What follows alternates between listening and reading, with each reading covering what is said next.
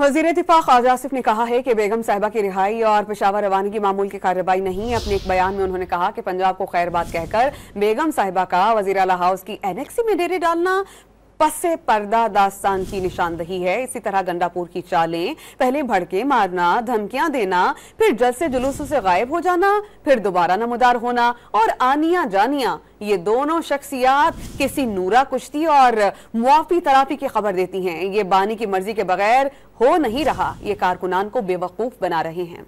वज़ीर दिफ़ा ख्वाजा आसिफ ने कहा है कि बेगम साहिबा की रिहाई और पेशावर रवानगी मामूल की कार्रवाई नहीं। अपने एक बयान में उन्होंने कहा कि पंजाब को खैरबाद कहकर बेगम साहिबा का वज़ीर आला हाउस की एनेक्सी में डेरे डालना पस्से पर्दा दास्तान की निशानदही है। इसी तरह गंडापुर की चालें, पहले भड़के मारना, धमकियां देना, फिर जलसे जुलूसों से गायब हो जाना, फिर दोबारा नमदार होना और आनिया जानिया, ये दोनों शख्सियात किसी नूरा कुश्ती और मुआफी तराफी की खबर देती हैं। ये बानी की मर्जी के बगैर हो नहीं रहा। ये कारकुनान को बेवकूफ बना रहे हैं।